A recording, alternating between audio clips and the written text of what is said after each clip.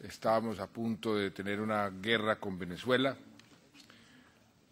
Teníamos una situación muy complicada con el Ecuador.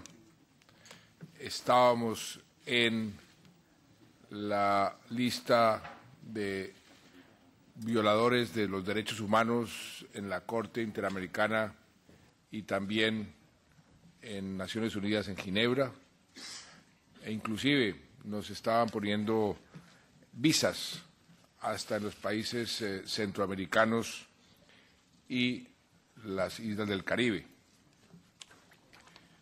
Aquí en el Parlamento Europeo había una gran resistencia para aprobar el Tratado de Libre Comercio, lo mismo que en el Congreso norteamericano.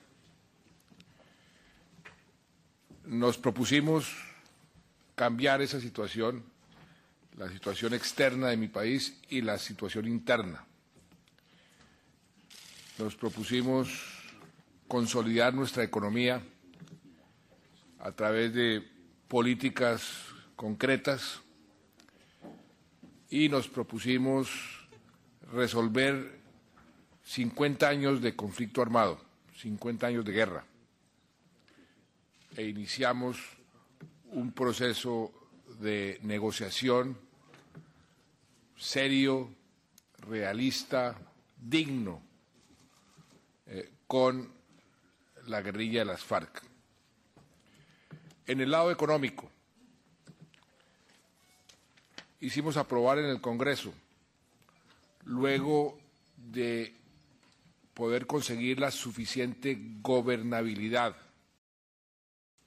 a través de seguir el ejemplo que en su momento utilizó el presidente norteamericano Abraham Lincoln de invitar a mis rivales en las elecciones a ser parte del gobierno.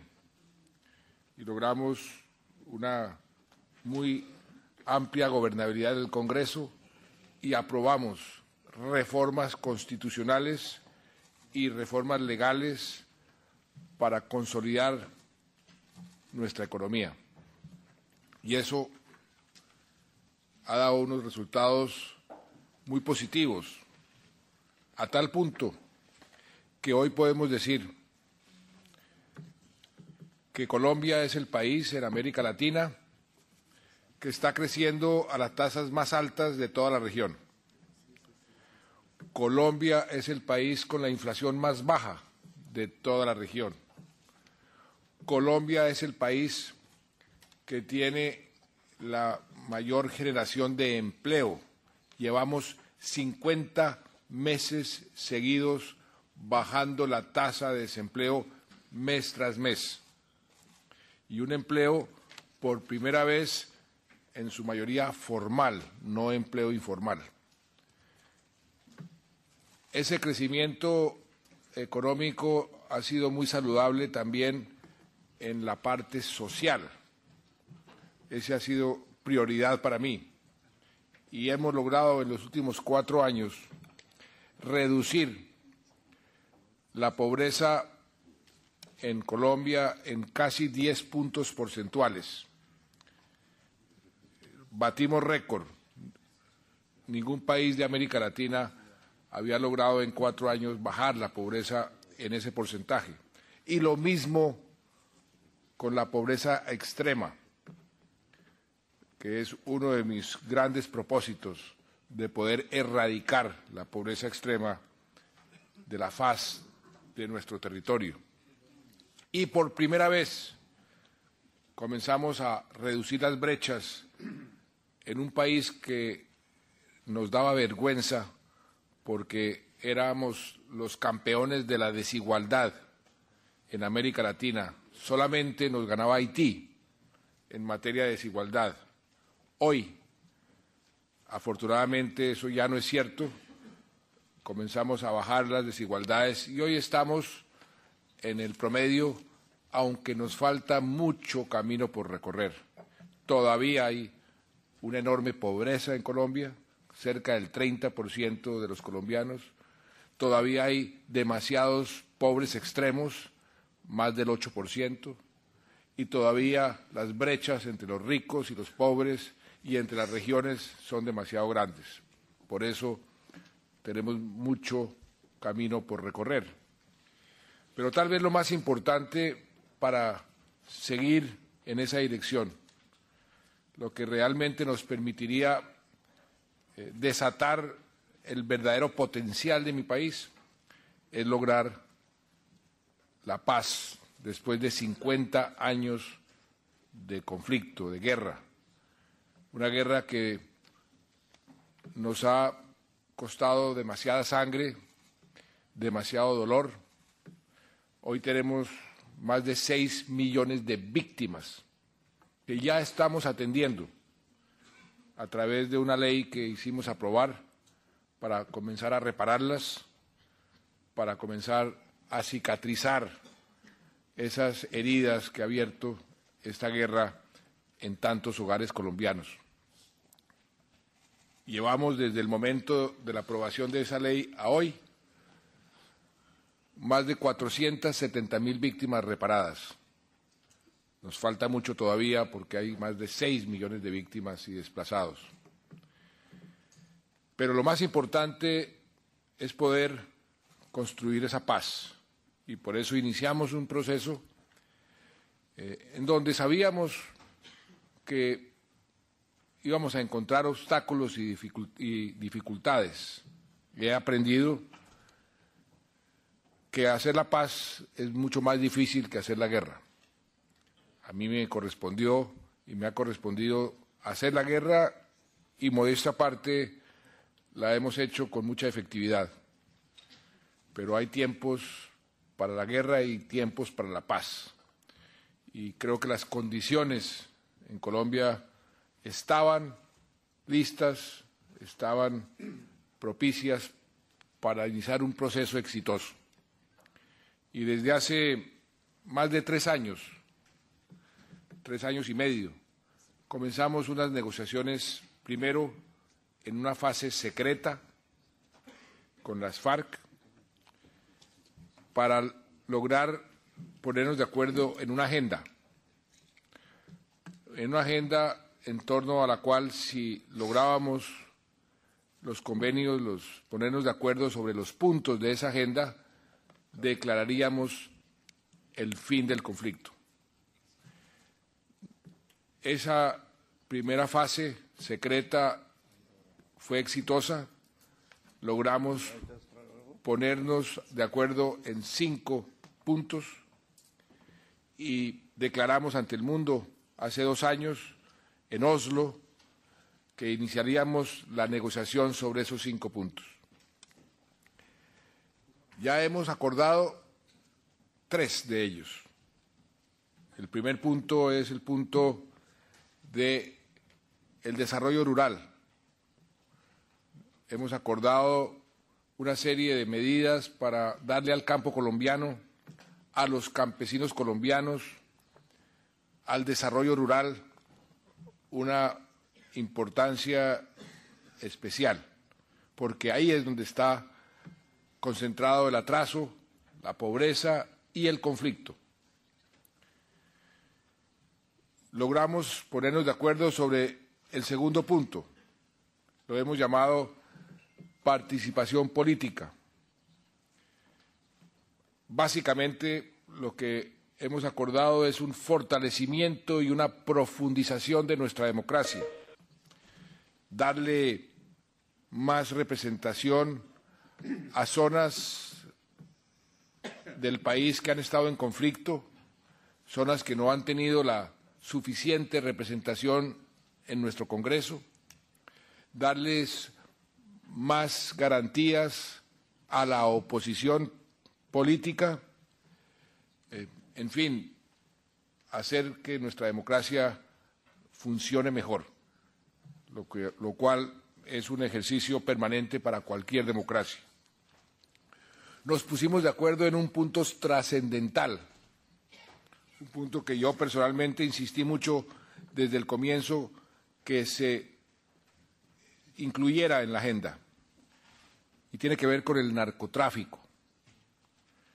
Acordamos con la guerrilla de las FARC trabajar en forma conjunta una vez lleguemos al final del conflicto para sustituir todos los cultivos ilícitos por cultivos lícitos y trabajar en forma conjunta con las FARC para erradicar el narcotráfico de la faz de Colombia, de nuestro territorio. Esto tiene una inmensa trascendencia, no solo para Colombia, que ha sufrido durante más de 35 años este flagelo del narcotráfico, que a su vez ha sido el combustible de toda nuestra violencia durante los últimos 35 años, sino que va a ser algo trascendental para toda la región, porque el éxito que hemos tenido, el relativo éxito que hemos tenido en disminuir el narcotráfico en Colombia, en combatir los grandes carteles de narcotraficantes, ha sido la desgracia de muchos de nuestros vecinos. Nuestro éxito por aquello que llaman el efecto de la bomba de agua, que uno pone el pie en un sitio y aparece en el otro, pues ha tenido un efecto devastador en la región. Y el efecto que tendría en Europa o en Estados Unidos, donde se consume la cocaína que nosotros producimos, en la disminución de ese volumen de cocaína, porque seguimos siendo, infortunadamente, el mayor proveedor de cocaína al mundo. O sea que las guerrillas de las FARC que hoy protegen los cultivos, porque ponen minas en todos los cultivos de coca para que cuando nuestros soldados, nuestros policías o nuestros erradicadores civiles lleguen a erradicar la coca, sean afectados por estas minas. Y estas minas han producido miles de víctimas, muertos o personas que han perdido parte de sus cuerpos. O lo que hacen también es con francotiradores simplemente matar a nuestros policías y nuestros soldados como si fueran unos patos en los cultivos de coca, que ahora acuerden trabajar con el gobierno para erradicar esa coca y convertir esa producción en una producción de cultivos lícitos, es algo que tiene una gran importancia. Faltan dos puntos, los más difíciles. Falta el punto de la justicia transicional, de las víctimas. Yo me propuse desde el comienzo poner las víctimas en el centro de la solución de este conflicto. Eso no se había hecho en ningún otro proceso de paz. ¿Por qué lo hice? Porque tenemos tal cantidad de víctimas que si no satisfacemos sus derechos, esa víctima no puede ser duradera, sostenible, porque además así nos lo exige ese nuevo esquema jurídico que se denomina justicia transicional. Y por eso los derechos de las víctimas, sus derechos a la verdad, a la justicia, a la reparación y a la no repetición serán respetados en cualquier solución final de este conflicto. Y es por eso también que tomamos el paso audaz, sin precedentes, de invitar a las propias víctimas a que fueran a confrontar a las partes que hoy están negociando en La Habana. ¿Por qué lo hice? ¿Por qué lo hicimos? Porque si vamos a respetar los derechos de las víctimas, ¿quién mejor que las propias víctimas para decirnos cómo ellas piensan que debemos respetar sus derechos? Porque además aquí hay algo muy interesante. Somos el primer país que está solucionando un conflicto armado bajo el paraguas del Tratado de Roma. Estamos, en cierta forma, sentando precedente. Y por eso cualquier acción que tomemos está siendo vigilada y observada con mucha atención por la comunidad internacional. Entonces, satisfacer esos derechos de las víctimas y cómo hacerlo se ha convertido en el meollo de la solución a este conflicto. Algunos piensan que estamos negociando los derechos de las víctimas. No, los derechos de las víctimas no son negociables. Estamos simplemente escuchando a las víctimas para ver cómo podemos satisfacer sus derechos en la solución del conflicto. Y el quinto punto que falta por negociar es el punto que se llama el DDR, la desmovilización, el desarme y la reintegración de los alzados en armas a la vida civil. Si logramos acuerdos en estos dos puntos, terminará esa guerra en Colombia. Estamos haciendo un esfuerzo muy grande para conciliar las expectativas de la comunidad internacional, las expectativas del pueblo colombiano, de nuestra propia Constitución, nuestras propias leyes, con las aspiraciones de las FARC en materia de justicia transicional. Ahí es donde estamos pidiéndole al mundo y pidiéndole a Europa respaldo político.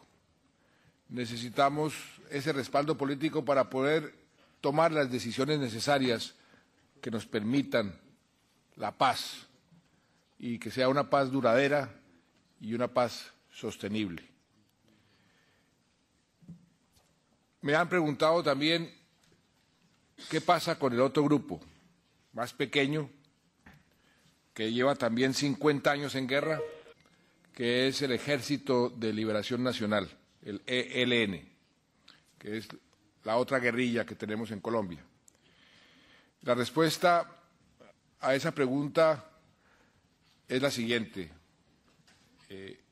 Estamos en la fase secreta, fase similar a la que tuvimos con las FARC en su momento, y por eso no puedo dar más detalles sobre esa relación con el ELN. Que si aspiro a que la paz se firme con los dos grupos, por supuesto que sí. Que si es posible en algún momento unificar la negociación con los dos grupos, por supuesto que sí. Pero cada paso en su momento.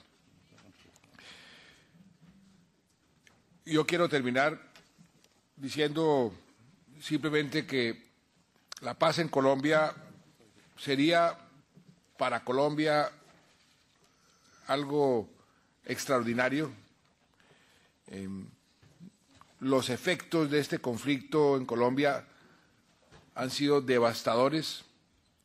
Si hemos logrado estos indicadores económicos y sociales en los últimos años en medio del conflicto, ¿se imaginan ustedes lo que podría ser Colombia sin conflicto? Se calcula que el solo crecimiento económico puede ser un más 2% permanente con la firma de la paz. Se calcula que en muchas regiones el crecimiento económico puede aumentar hasta 4% por encima de lo que hoy está.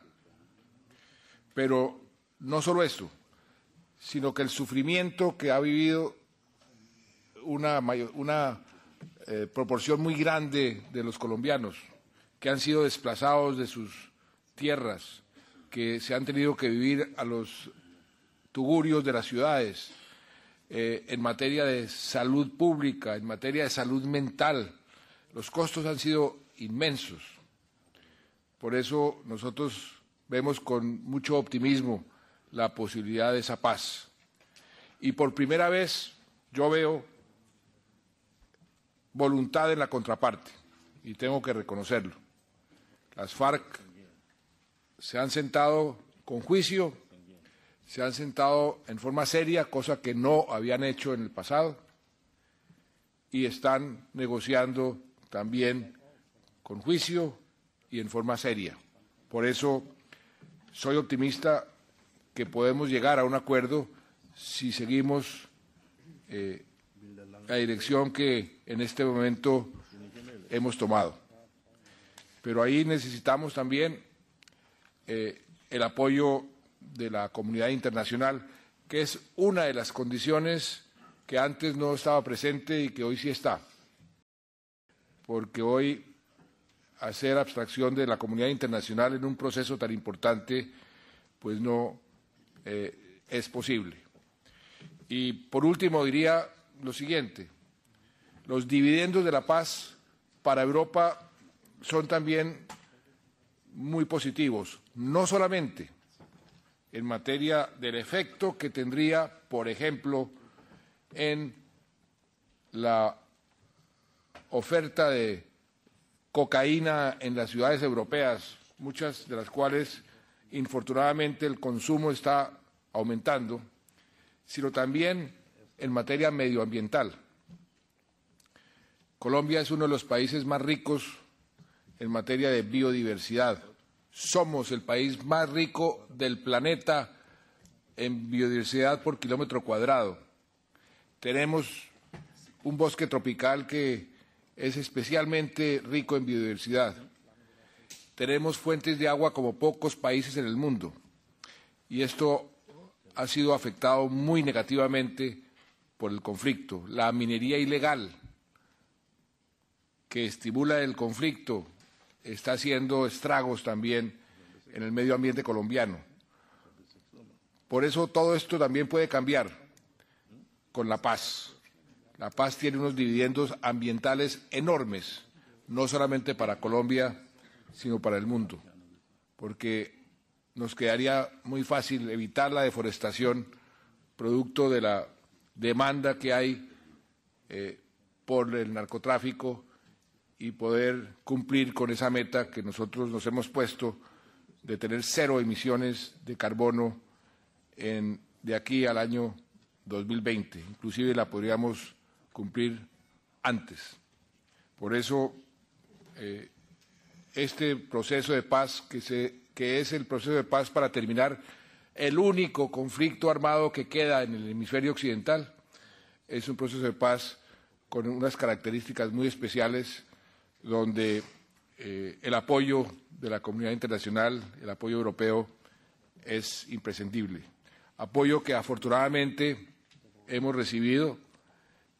No tengo sino palabras de agradecimiento en ese sentido, y que ahora en esta fase final sí que lo necesitamos, porque ese apoyo político es lo que nos da esa legitimidad para tomar las últimas decisiones que le pongan fin a esta guerra absurda entre hijos de una misma nación.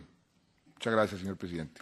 El crecimiento sostenido en el aspecto económico, que ha propiciado la inversión extranjera y que genera una nueva clase media que está dando seguridades, sin ningún tipo de duda, al mundo circundante y el mundo de los negocios y de la prosperidad.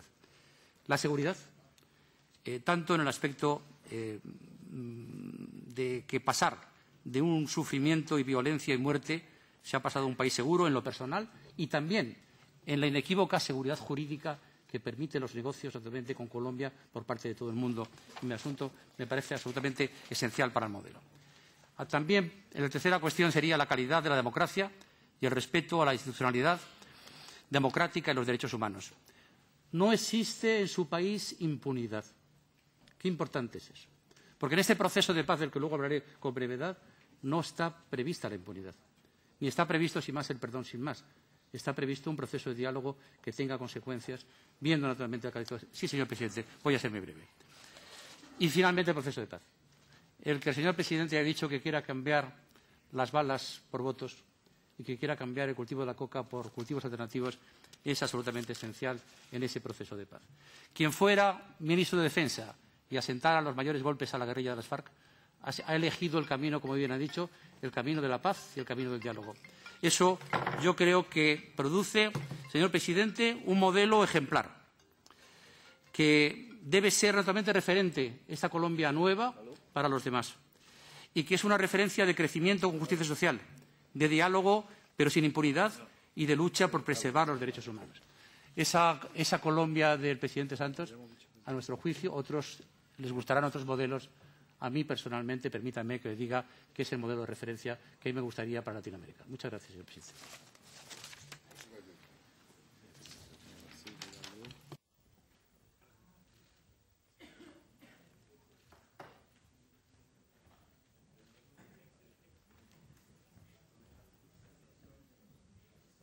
En ausencia del presidente, me permito continuar con la sesión y daríamos la palabra al señor Lange, que es el presidente del Comité Internacional y el rapporteur desde la Comisión INTA. Señor Lange, tiene la palabra. Ja, danke schön. Muchísimas gracias. Señor presidente, me alegra muchísimo volver a verle aquí. Hemos tenido varias ocasiones de hablar, de debatir sobre el acuerdo comercial en Colombia. Como ponente de ese acuerdo comercial, para mí, evidentemente, es muy importante que hayamos hablado y llegado a una comprensión sobre el principio de ese acuerdo, que significa crecimiento para Colombia. En este sentido, creo que ha funcionado bien desde el 2012. En segundo lugar, hemos acordado que, además del acuerdo, hubiera también una hoja de ruta para la mejora de la sostenibilidad. Y no puedo por más que decir que esto es algo que yo aplaudo muchísimo, es decir, que hayamos llegado a un acuerdo en el marco de ese proceso y que hayamos podido dar, pues, pasos concretos para estabilizar este proceso. En marzo estuve por última vez en Colombia y aplaudo el hecho de que podamos hablar de forma abierta lo que funciona y también aquello que no funciona aún demasiado bien. En este sentido, no estamos al final de un proceso, sino al principio de un proceso que nos va a servir para continuar desarrollándonos conjuntamente, especialmente en cuanto se refiere a la garantía de los derechos de los trabajadores. En este contexto, evidentemente, desempeña un papel muy importante el proceso de paz. Usted hacía referencia a distintos estudios. El proceso de paz puede insuflar una bocanada de aire fresco en el acuerdo. Así, se podría reforzar el crecimiento de su país y el acuerdo, por su parte, puede estabilizar aún más este proceso por el acompañamiento de desarrollo económico que supondría. En este sentido, espero que podamos dar continuidad a esta tónica de diálogo y tengo el pleno convencimiento de que este proceso de paz va a ser una pieza integrante absolutamente esencial para conseguir un buen futuro para Colombia. Tengo aquí en mi mano una publicación de la Fundación Friedrich Ebert que a menudo ha hecho un seguimiento crítico del desarrollo de su país. El título es «Colombia se decide por la paz». Me parece que es un mensaje muy importante que nos impulsa a todos a apoyar este proceso desde una alianza muy amplia para que no haya pasos atrás. Y en este sentido, la Comisión de Comercio está dispuesta a hacer lo que esté en su mano. Gracias, señor Lange. Tenemos a 15 personas en la lista de intervención y les voy a pedir a todos que sean breves.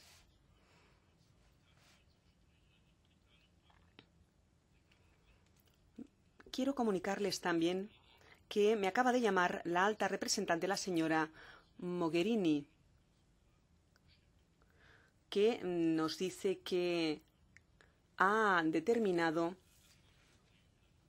nombrado a un investigador independiente en el tema que nos ocupaba ayer. Señor Millán Mon. El Grupo Popular Europeo y de su coordinador, el señor Preda, que hoy no puede estar con nosotros, Señor Presidente de la República, sea usted bienvenido y muchas gracias por estar aquí.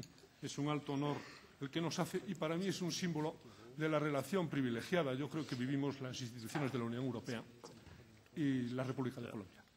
Diría más que su presencia aquí es en cierto modo una deferencia a este Parlamento y a esta Comisión por el papel tan activo, el papel iba a decir de vanguardia, que ha desempeñado en la intensificación de las relaciones entre Colombia y la Unión Europea en los últimos años.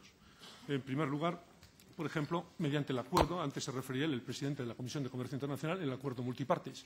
Este Parlamento fue decisivo a la hora de ratificar, de conseguir la aprobación definitiva de ese acuerdo que no dejó de ser controvertido en ese momento y que ahora precisamente está contribuyendo muy mucho a relanzar los intercambios comerciales. En segundo lugar, también a la hora de actualizar la cooperación bilateral en Unión Europea-Colombia.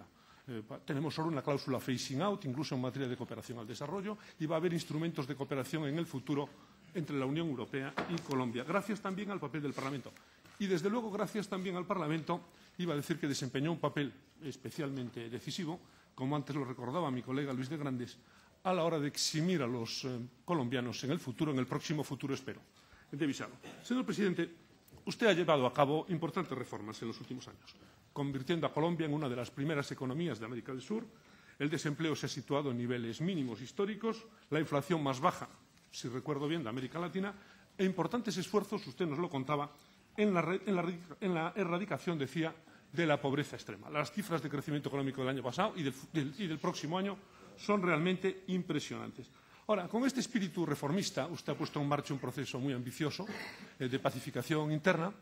Espero que estas instituciones europeas y, desde luego, este Parlamento las sepa acompañar. También en el plano financiero este gran esfuerzo se culmina. Y yo lo que me gustaría es que usted nos contara algo más de qué es lo que espera de nosotros, qué es lo que espera de las instituciones europeas, qué es lo que espera del Parlamento, qué es lo que espera de la Comisión de Asuntos Exteriores en este proceso pacificador. Y finalizo con una referencia a un tema que me parece insoslayable. Colombia, termino ahora, presidente, es un país muy activo en la Alianza del Pacífico, la alianza o el proceso de integración más similar al de la Unión Europea que existe en América Latina. Cuéntenos un poco, si puede, del momento actual que vive. Nada más y gracias. Dass der Kollege Howard das in kürzerer Zeit schafft. Gracias, señor presidente. La verdad es que me gustaría darle la bienvenida al presidente de Colombia y espero que la reunión de hoy pueda ver realmente que la Unión Europea desempeña un papel más importante a la hora de alentar el proceso de paz en su país, que es real, que es inclusivo y que esperamos de todo corazón que sea un éxito. Y en este sentimiento es verdad que hay muchas partes con las que hay que ir con pies de plomo. Esa posibilidad los apoyan muchos políticos de mi propio país y de Estados Unidos para que haya algún tipo de alto al fuego en Colombia. ¿Esa propuesta la está barajando usted? ¿Qué puede decir al Parlamento Europeo al día de hoy sobre esa posibilidad? Una posibilidad que podría ser una prueba respecto a esa paz que ha de venir. Usted ha defendido capa y espada los derechos de las víctimas y me congratulo, pero como ya sabe, hace tan solo 2 días se dijo que las delegaciones y las víctimas que han estado presentes en la ronda de negociaciones de paz en Habana han sido objeto de amenazas de muerte. ¿Qué puede decir usted hoy aquí sobre su capacidad de poder garantizar que los grupos de víctimas no solamente están presentes en Habana, sino que forman parte integrante de esas negociaciones de paz, que esas reclamaciones de restitución que se escuchan no solamente en La Habana, sino en otros lugares? Y también, ¿qué podría decir usted de la protección que se ofrece a los representantes de las víctimas que ya están implicados en este proceso y son objetos de amenazas? Respecto a la seguridad, el Alto Comisionado de Derechos Humanos, Colombia el año pasado fue el año más violento respecto a las víctimas activistas. Y usted dice que acaban de empezar, pero las Naciones Unidas dicen que las violaciones de derechos humanos están por encima de lo normal, 95%, sin más ni menos. De hecho, usted ha sido también víctima por parte de fuerzas del Estado que han tenido que ver en unas infiltraciones en su comunicación, unas escuchas que había. ¿Cree usted que esta situación puede cambiar? Y en último lugar, señor presidente, ¿nos puede decir cuál es el vínculo entre un proceso exitoso de paz y no solamente la restitución para las víctimas, sino también para la rendición de cuentas de violaciones de derechos humanos que pueda haber habido en su país? Muchísimas gracias por su presencia. Les deseamos que tenga un proceso de paz exitoso y que pueda haber paz en su país. A continuación, los coordinadores, que tendrán 2 minutos, y después pasaremos a 1 minuto. El señor Tannock. Gracias, señor presidente. Bienvenido, señor presidente, en nombre del Grupo ECR. Le felicitamos por su reelección en julio para una segunda legislatura en Colombia.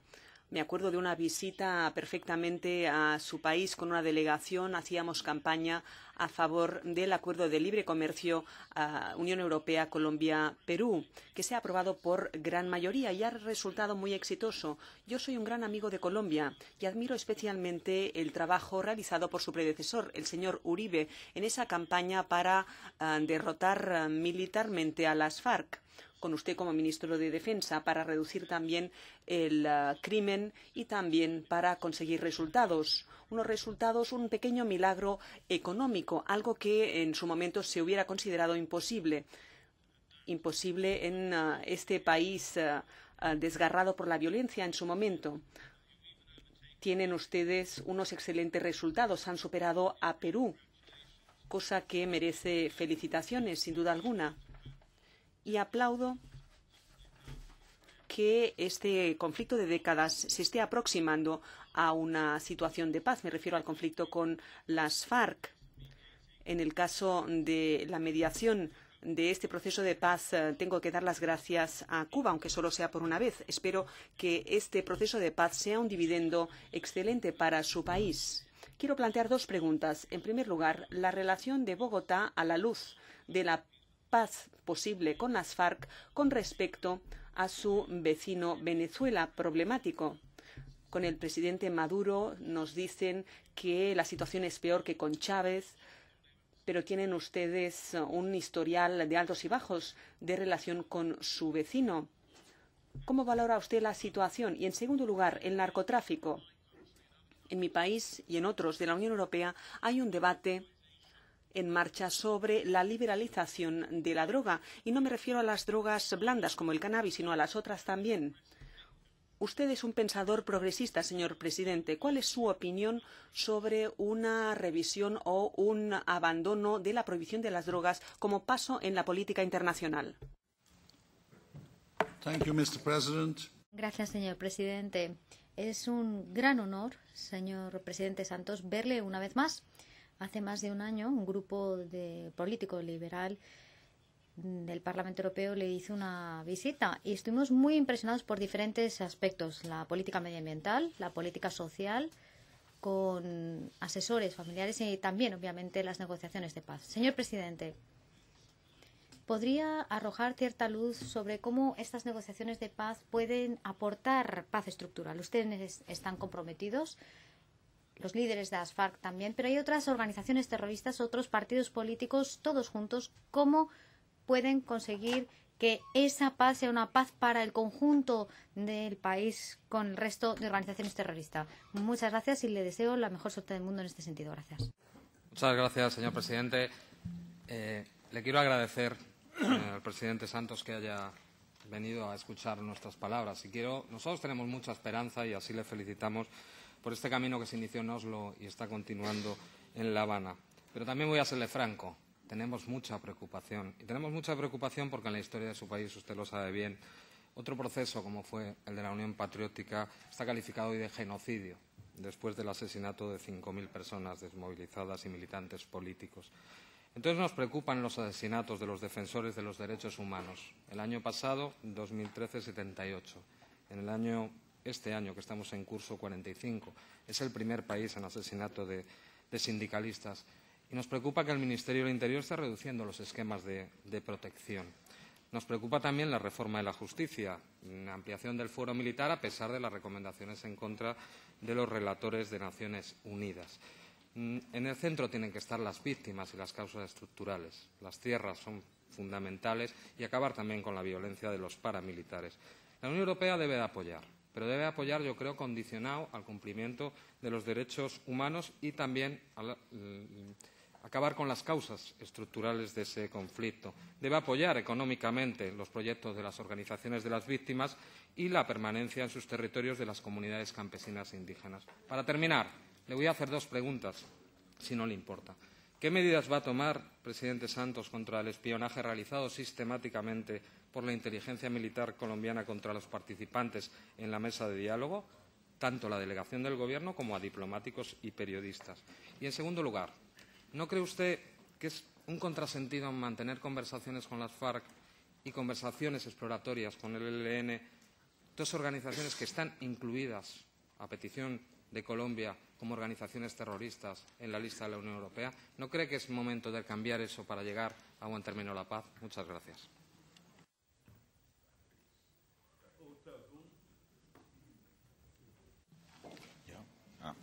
Sí, presidente, muchas gracias por su comparecencia hoy. Quiero agradecerle su presencia y yo quiero preguntarle por una cosa de la cual ha mencionado algún colega anteriormente, pero que usted no ha mencionado, que son los resultados un año después de la puesta en práctica del Tratado de Libre Comercio, y si han tenido ocasión o no de tratar esta cuestión con los correligionarios, las reuniones que han mantenido aquí en Bruselas. Lo digo porque nosotros no tenemos, desde mi grupo, una visión tan positiva como la expresada por algún otro compañero sobre los resultados de los mismos. Nos parece que en estos momentos el propio libre tratado no ha revertido en la población, no ha revertido en la mejora, por ejemplo, de los productores de café, que siguen estando en una situación extremadamente complicada. Y, por los datos que tenemos, además, después de un año de la aplicación, el dinero en negro que circula proveniente del crimen organizado, por los datos que tenemos, sigue en aumento. No ha repercutido en mejores ingresos para el Tesoro colombiano la firma del propio tratado y las consecuencias comerciales que se han derivado, porque las empresas transnacionales cada vez evaden más el fisco. Nos parece que faltan mecanismos de supervisión financiera y también de mayor lucha por la evasión fiscal. Por lo tanto, mi pregunta muy concreta, señor presidente, si usted ha tratado, ya tienen ustedes una evaluación hecha de los resultados de ese TLC firmado con la Unión Europea y si ya ha abierto un diálogo para ver qué cosas se pueden mejorar de algunas de las que le acabo de plantear. Muchas gracias.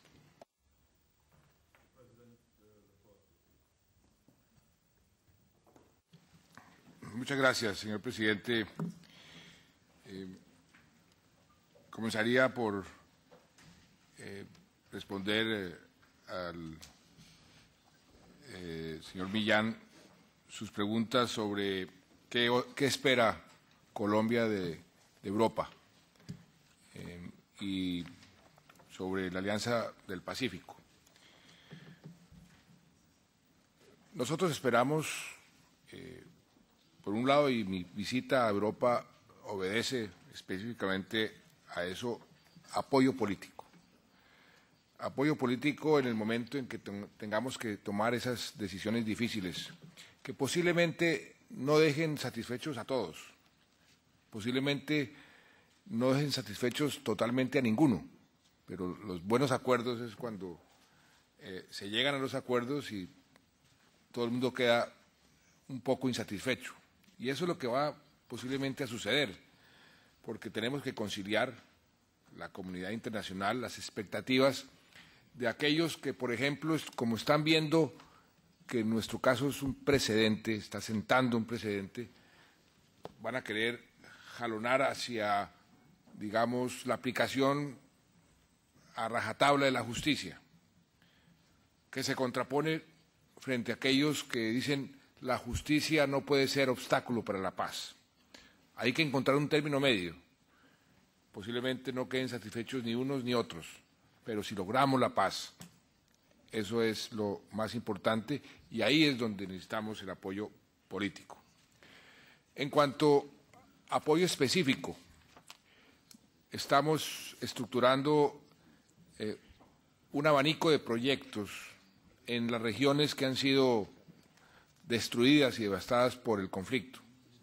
Proyectos de sustitución de cultivos ilícitos, proyectos, por ejemplo, de convertir a los guerrilleros en guardabosques.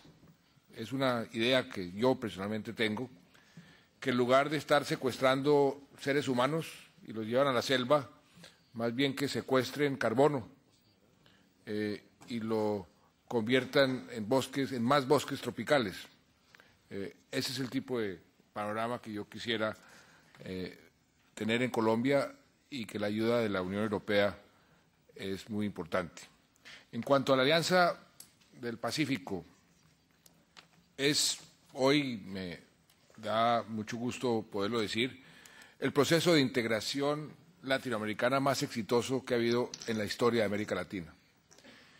Eso nació de una conversación que tuvimos con el presidente del Perú de entonces, Alan García, y tuvo el entusiasmo inmediato del presidente de Chile y el presidente de México, y rápidamente lo convertimos en un proceso práctico, realista, sin mucha burocracia. No hay instituciones que sean las administradoras de la Alianza del Pacífico, pero hemos tomado decisiones concretas que han venido profundizando una integración entre los 4 países de mejor desempeño económico de toda América Latina.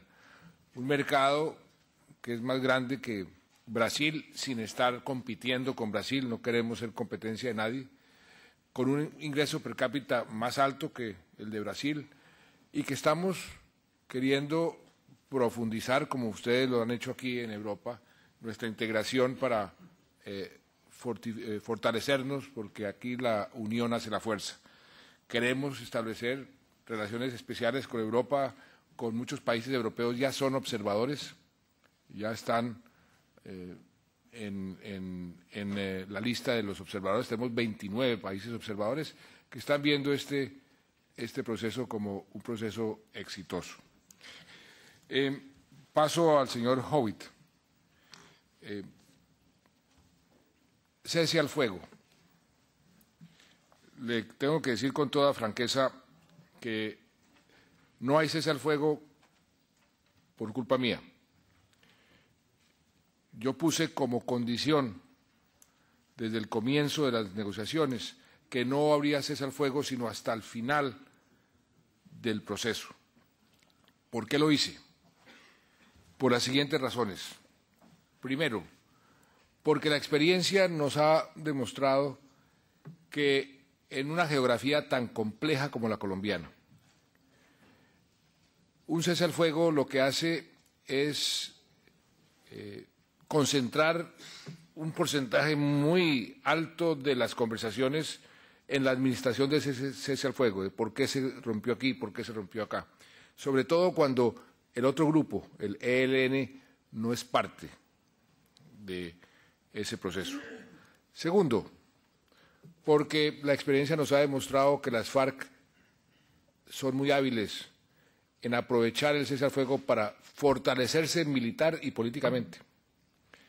Tercero, porque es un incentivo perverso, porque las FARC estarían en el mejor de los mundos, armados, conversando y sin ninguna presión militar. Yo sabía de antemano que iba a ser muy costoso políticamente para mí, y lo ha sido, esa decisión, porque es muy difícil explicar a la gente que yo estoy hablando de paz en La Habana y sigue la guerra en Colombia, pero no me cabe la menor duda que es el camino más corto para terminar este conflicto, y yo eso es lo que quiero, terminarlo lo más pronto posible, no prolongarlo indefinidamente. La reparación de las víctimas. Estamos haciendo un esfuerzo sobrehumano para reparar las víctimas. Como lo mencioné, llevamos 470.000 víctimas reparadas, pero tenemos más de 6 millones. El costo fiscal para nosotros ha sido enorme. Es el primer país en la historia que comienza a reparar las víctimas antes de que termine el conflicto. Esa reparación tiene que ser una reparación de todas formas simbólica, porque yo le pregunto, señor Howitt, ¿cuánto cuesta una hija? ¿Cuánto cuesta un padre, una madre? es imposible de reparar el dolor que ha causado esta guerra. Por eso las reparaciones tienen que ser simbólicas y estamos aprendiendo, y creo que lo acaba de publicar un estudio que hizo la Universidad de Harvard, el proceso colombiano se embarcó en un proceso de reparación de víctimas sin antecedentes en la historia. Generalmente, en conflictos como el nuestro, se repara el 1% de la población. Nosotros vamos a tener que reparar el 14% de nuestra población. Es un esfuerzo enorme, lo estamos haciendo y lo seguiremos haciendo. Que las víctimas participen directamente en la negociación.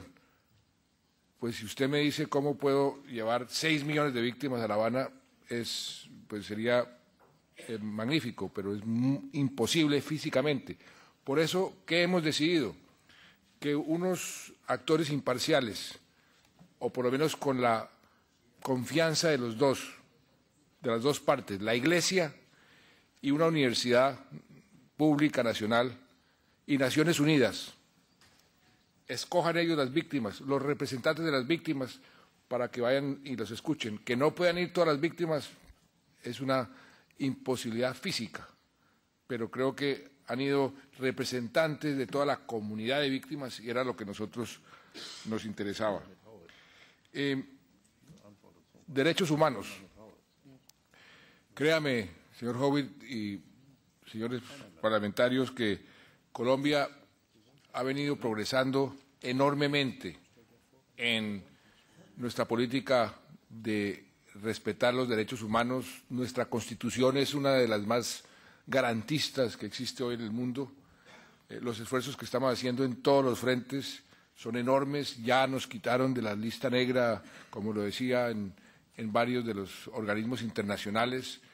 No es que nuestro país sea un paraíso en este momento, sigue habiendo violaciones de derechos humanos, asesinatos de sindicalistas, de defensores de derechos humanos, pero cada vez menos, y nadie le podrá decir que esto es una política del Estado, que tengamos rezagos del paramilitarismo y rezagos de grupos violentos que siguen haciendo de las suyas en ciertos sectores.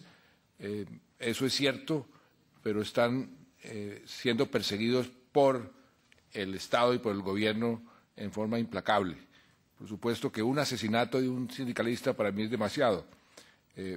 Y en ese sentido, usted me preguntaba y alguien me preguntaba que por qué hemos reducido los costos de la protección de los derechos humanos, de la protección de los defensores de derechos humanos o de algunos sindicalistas. Mi respuesta ahí es muy clara. Le hemos reducido muchísimo más a otros sectores políticos y otros sectores que también están reclamando protección, que a los defensores de derechos humanos o a los sindicalistas. Tal vez son de los que menos han sufrido la reducción. Lo que pasa es que se volvió ya una costumbre demasiado costosa. Tenemos no sé cuántos miles de personas con carros blindados, escoltas por todos lados, y se ha vuelto demasiado costoso. Estamos restringiendo o estamos racionalizando esa protección, pero créame que esa protección se la estamos dando a los que realmente la necesitan. El señor Mr. Tannock, muchas gracias por sus preguntas. La política sobre drogas. Yo hace algunos años, hace 2 o 3 años, siendo ya presidente de la República, propuse que el mundo mirara la solución al problema de las drogas con un enfoque diferente, moderno. Colombia ha sido el país, y por eso hablo con modestia aparte, con cierta autoridad moral, como colombiano, el país que ha pagado el costo más alto del mundo entero en esa guerra contra las drogas que se declaró en Naciones Unidas hace 40 años. Hemos perdido nuestros mejores líderes, nuestros mejores periodistas, nuestros mejores policías, nuestros mejores jueces. Logramos desmantelar esos carteles todopoderosos, el cartel de Medellín, el cartel de Cali, que eran invencibles. Ha corrido mucha sangre. Hemos logrado reducir el área cultivada en coca, pero a veces parecería que, como cuando hace uno ejercicio en una bicicleta estática, mira para la derecha, mira para la izquierda y está como en el mismo sitio, porque aquí en Bruselas siguen consumiendo cocaína, porque siguen consumiendo cocaína en Londres, en Nueva York, en Miami y en Bogotá. Entonces, esa guerra contra las drogas que se declaró en Naciones Unidas hace 40 años no se ha ganado. Y lo que yo he dicho es que necesitamos ver qué estamos haciendo mal, qué podemos hacer diferente. Por eso promoví en la Cumbre de las Américas una discusión y que por fortuna y por primera vez Estados Unidos y Canadá aceptaron. Y hoy se está discutiendo ese tema que va a ser llevado a Naciones Unidas el año 2016 para ver qué enfoques originales nuevos podemos adoptar a nivel mundial, porque ningún país individualmente puede solucionar ese problema. Cualquier acción unilateral está, en cierta forma, destinada a fracasar.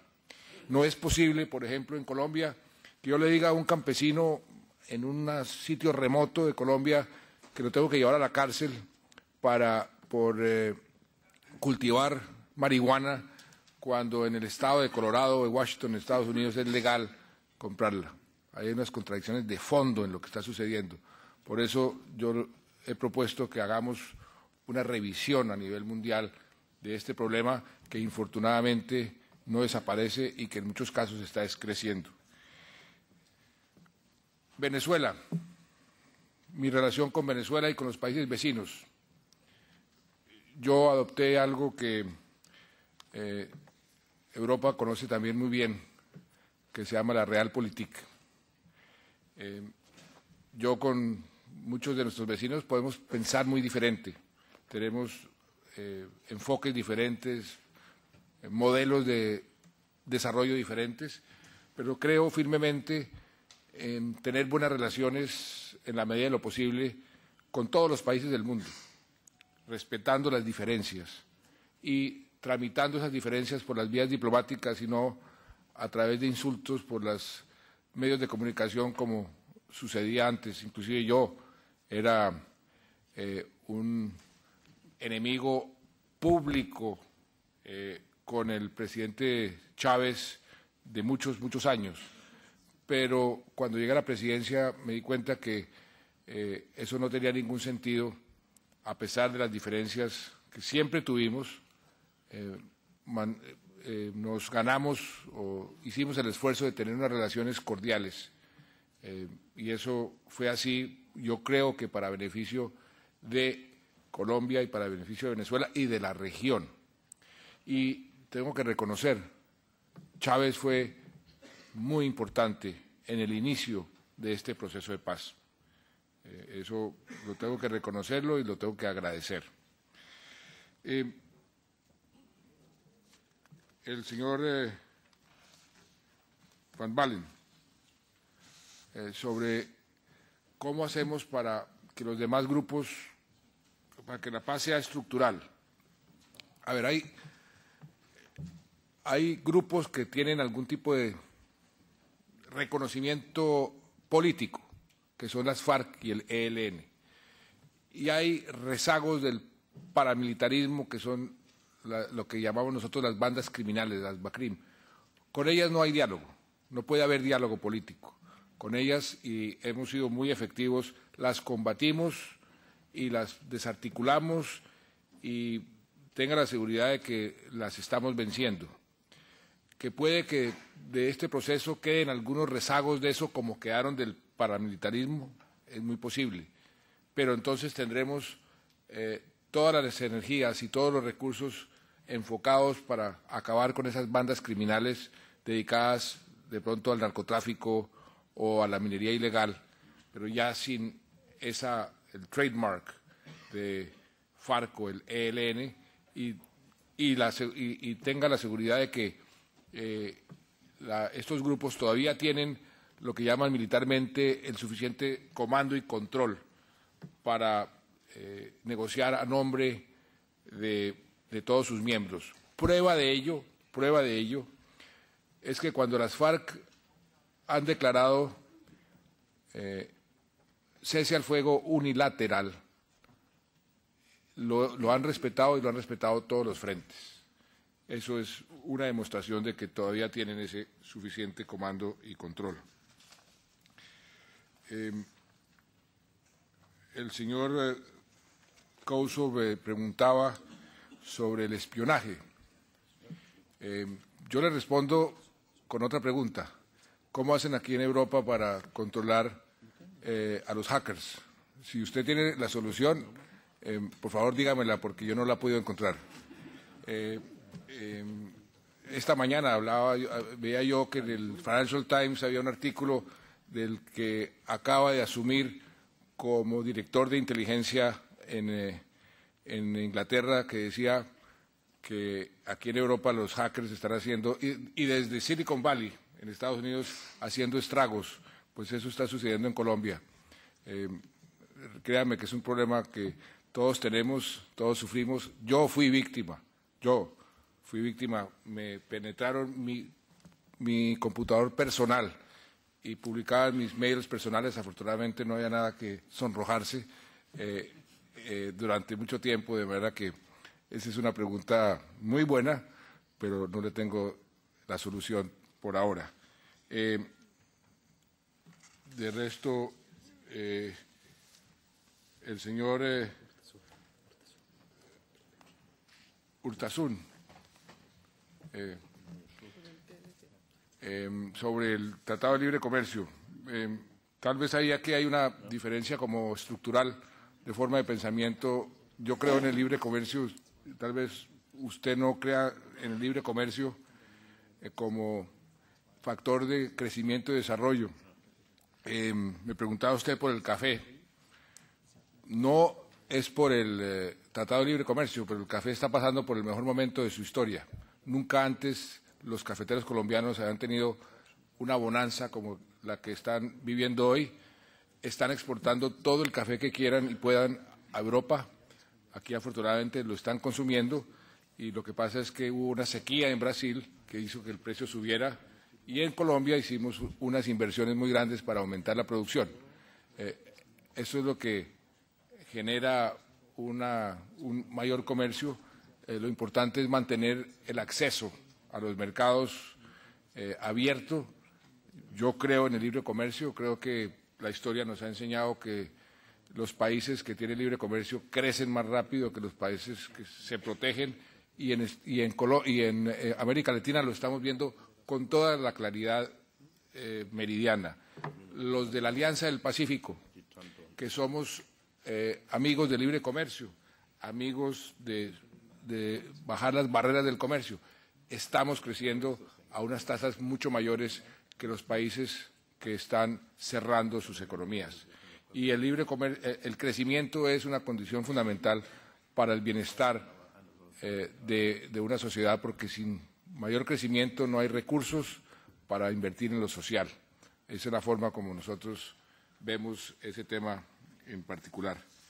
Señor presidente, creo que me he referido a las muy amables y generosas preguntas que me han hecho los señores parlamentarios hasta el momento.